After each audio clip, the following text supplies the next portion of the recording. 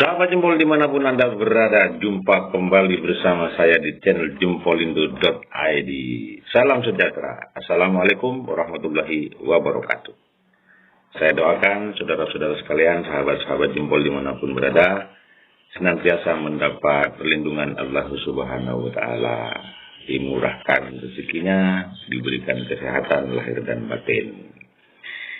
Gara-gara Nikita Mirzani dan beberapa orang yang nyenggol Najwa Shihab karena pernyataan Najwa Shihab terkait dengan polisi, Najwa Shihab bilang begini di sebuah acara, jangan mau ditakut-takuti polisi, suruh urus Sambo dulu, katanya. Gara-gara kalimat-kalimat yang menyindir polisi itu, kemudian Nikita Mirzani ikut-ikutan merasa sumuk. Sumuk itu apa ya bahasa Indonesia? Tersinggung atau tersindir. Nggak tahu urusan apa antara Nikita Mirzani dengan Najwa Shihab. Tapi kayaknya memang akhirnya ujung-ujungnya memang harus diakui antara Najwa Shihab dan Nikita Mirzani ini memang beda kelas. Satunya Najwa Shihab ini kita kenal bahwa dia adalah sosok wartawan perempuan yang luar biasa integritasnya dan memiliki kecerdasan dalam membangun narasi. Kemudian satunya Nikita Mirzani lebih berbasis artis, gitu ya. Yang dia seringkali berstatement dan celotehannya luar biasa, agak pedas-pedas di telinga begitu. Tentu berbeda karena yang dibangun oleh Najwa Shihab ini adalah narasi yang mencerdaskan. Sementara kayaknya Nikita Mirzani ini lebih cenderung kepada hanya mencari perhatian saja. Itu menurut pendapat saya. Silakan saja menurut pendapat sahabat-sahabat Jempol seperti apa, gitu ya. Tapi yang menarik di situ adalah yang memancing perhatian saya pribadi. Saya ingin juga nanti akhirnya berbagi karena mereka menyindir seperti sahabat yang disampaikan oleh sahabat polisi, orang yang mengatasnamakan sahabat polisi itu, karena Najwa Shihab tidak menggunakan kata oknum. Nah, jadi pengen tahu juga kita ini apa sih sebetulnya kata oknum itu. Nah, karena pengen tahu akhirnya saya cari-cari tahu. Ya gampang saja kita buka aja Bang Google kan. Kita tanya ke Bang Google. Nah, kita ketemu di situ. Mungkin juga saya selama ini salah menggunakan kalimat oknum itu. Menurut pendapat pribadi saya, itu diberlakukan kepada seseorang di dalam sebuah komunitas yang kemudian melakukan kesalahan. Baiklah sahabat Jempol, coba kita cari tahu ya, apa sebetulnya kata oknum itu. Jadi kata oknum itu biasa disematkan pada seseorang yang melakukan kesalahan. Di instansi negara seperti Polri, TNI, itu sudah menjadi perdebatan di dunia maya. Sebagian warganet menilai penggunaan kata oknum tak tepat dan tak adil. Kenapa? Ada yang bilang begini di beberapa media sosial. Apa susahnya bilang kalau polisi atau tentara, aparat pemerintah, tanpa ada kata oknum di awal katanya. Sama dia juga masyarakat. Kan kalau jadi tersangka, apa malu tercoreng pangkat jabatannya? Itu tweetan salah satu pemilik akun di Twitter pada tahun-tahun sebelumnya. Lantas seperti apa tanggapan dari ahli bahasa mengenai penggunaan kata oknum ini pada seseorang anggota instansi? Mari kita ikutin ya. Ini berdasarkan keterangan yang kita googling. Arti kata oknum menurut KBBI, Kamus Besar Bahasa Indonesia, itu berasal dari bahasa Arab, uknum. Tulisan Arabnya saya nggak berada, itu ada kalimat oknum itu, atau kata oknum berasal dari kata bahasa Arab uknum, artinya individu atau orang.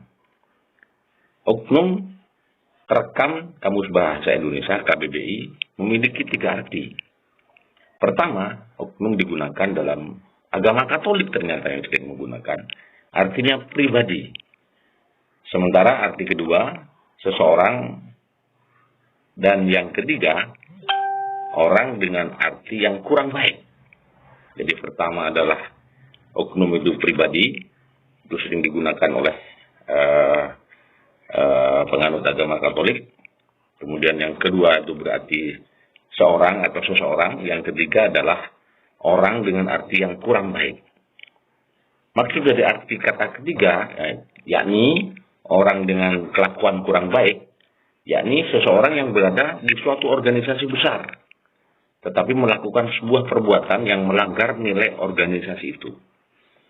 Jadi oknum itu digunakan kepada seseorang yang berada di dalam sebuah komunitas atau organisasi besar, dan kemudian orang itu dianggap melanggar etika atau aturan yang ada di dalam organisasi itu.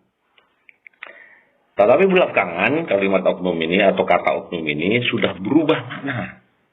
Jadi penggunaan kata oknum itu sekarang sudah dianggap sebagai bentuk untuk menutupi sebuah kesalahan yang dilakukan oleh anggota institusi pemerintah kurang tepat. Karenanya mungkin perlu kajian serius ini terkait dengan pergeseran penggunaan kata oknum. Jadi apa sebetulnya makna yang bergeser dalam kalimat penggunaan kata oknum itu? Seseorang ahli berpendapat bahwa perubahan kata pergeseran makna itu merupakan pergeseran yang menjadi lebih buruk atau dikenal dengan peyorasi, adalah perubahan makna menjadi lebih buruk. Ini yang terjadi pada kata oknum.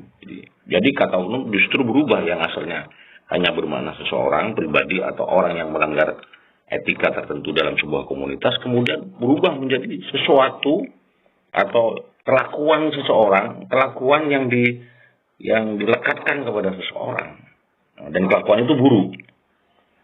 Nah, ternyata belakangan kalimat oknum ini tidak hanya berlaku pada pemerintah atau institusi negara.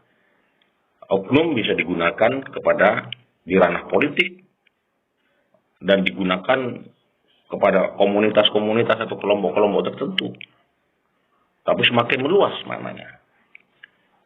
Jadi penggunaan kalimat oknum ternyata sudah semakin meluas, bukan hanya digunakan untuk orang atau sosok tertentu atau pribadi tertentu yang berada di dalam lingkungan pemerintah. Jadi penggunaan kata oknum yang saat ini sudah tidak lagi digunakan oleh sebuah institusi yang hanya memiliki anggota itu berada dalam lingkungan pemerintahan negara, tetapi sudah semakin meluas.